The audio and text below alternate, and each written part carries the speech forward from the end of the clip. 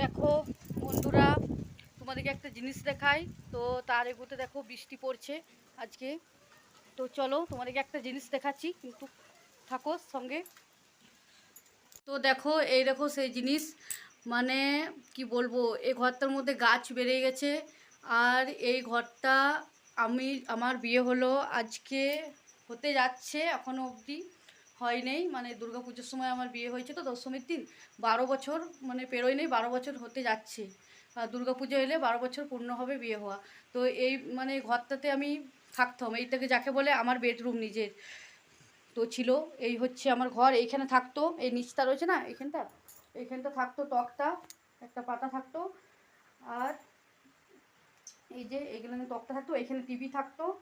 মানে এই ঘরটা মানে কি বলবো, আমার এত মানে প্রিয় ঘর। মানে এই যতই আমি মানে দালান ঘরে থাকি না কেন, তবুও এই ঘরটার দিকে আমার টান মায়া পড়ে থাকে। তো এখনও অবধি এই ঘরটাতেই আমি বেশিক্ষণ থাকি, দালান ঘরের মধ্যে বেশিক্ষণ থাকি না। তোমরা হয়তো জানো যে আমি দালান ঘরের মধ্যে।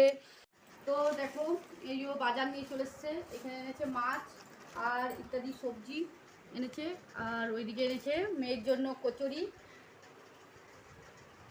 তো চলো, এই সবজিগুলো কিন্তু আজকে আমার মানে কালকে তো যাই তো রান্না বান্না করবো না, আজকে সব করে রাখতে হয় নিয়মে। তো চলো, তোমরা হয়তো জানো যে আমি দালান ঘরের মধ্যেই থাকি, কিন্তু হ্যাঁ, ভিডিও যখন বানাই তখনই থাকি, আর রাতে থাকি, শুয়ে থাকি।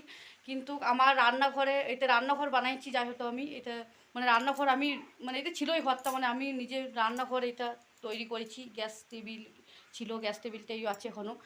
তো মানে কি বলবো, রান্না করি তো, সেই কারণে আমি এই ঘরটাতে বেশি ইউজ করি। আমিই থাকি এই ঘরটার মধ্যে বেশি। কিন্তু কী বল, রাত হলে বা কোনো প্রয়োজনে ওই মানে দালান ঘর থেকে যাই নতুন ঘরটাকে। তো নতুন ঘরটা হলো এই 5 বছর করা।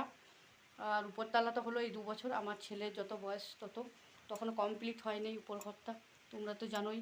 আর কত বৃষ্টি পড়ছে। আর তারপরে একটা কথা কি জানো তো, আজকে হচ্ছে মনসা পুজো, সাঁওতালি মনসা পুজো।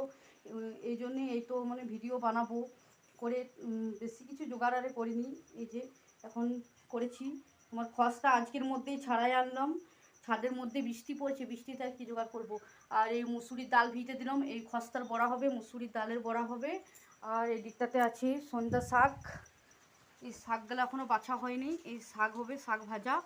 আর ওর বাবা, আমার বর গিয়েছে বাজার, মাছ আনবে, কাল্লা আনবে, আর ইয়ে আনবে মানে শসা আরে আনবে, শসা আনবে, তারপর তোমার ঝিঙে আনবে, ঝিঙে খস্তা যা হতে হয়, এই সকল আনার জন্য বাজার পাঠাইছি। আর বাজার তো তার এগোতে সকালেই যেত, তো বৃষ্টির জন্য যায় নাই, ঘরে বসে আছে।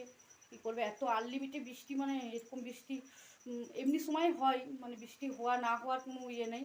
এটা যেহেতু সাঁওতালি পুজো, বৃষ্টি তো হবেই, কিন্তু এবছর মনে হচ্ছে খুবই বৃষ্টি। তো এত বৃষ্টির কারণে মানে মানুষ বাইরে বাজার বা আরও কোথাও বেরোনো খুবই মুশকিল। কিন্তু আমাদেরকে যে নিয়ম কারণ মানতে হবে, সেইটা তো মানতেই হবে, সেটা করতেই হবে, যতই বৃষ্টি হোক, যতই যা হোক। কিন্তু সত্যি কথা বলতে আমার এই নিয়মটা খুবই ভালো লাগে। এই যে মানে পান্তা পালা, যে আজকে নিয়ম হচ্ছে পান্তা পালা, তার জন্যে আজকে এই নিয়মগুলো রান্না করা, ভাজাভাজি মেনু সব রকমই ভাজাভাজি, তারপর আম ডাল, মাছ, তারপর খস্তা, কাল্লা, তারপর মুসুরির ডাল, এগুলো সব বড়া করে ভাজা হয়। তারপর এই নিয়মগুলো মানে খুবই ভালো। যাই হতো আমার বাপের বাড়িতে এই নিয়মটা নেই। তো এরকম যা কিছু নিয়ম আছে বাপের বাড়িতে, শ্বশুর বাড়িতে সবই আছে, কিন্তু এই নিয়মটা বাপের বাড়িতে নেই, শ্বশুর বাড়িতে আছে। তো সেই কারণে আমার খুবই ভালো লাগে এই নিয়মটা। এই নিয়মটা আমি প্রতি বছরই মানে খুব ভালোভাবে এনজয় করি নিয়মটা। আজকে যেমন রান্না করি, কালকে মানে আজকে শ্রাবণ মাস, আজকে আমি শ্রাবণ মাসে শেষ দিক করে সংক্রান্তি, তো তো আজকে শ্রাবণ মাসে রান্না করব, কালকে ভাদ্র মাসে খাওয়া হবে। এই নিয়মটা মানে সত্যিকারের, কাদের কাদের ঘরে আছে এরকম নিয়ম, তো আমাকে একবার কমেন্টে জানাও। আর চলো টাটা।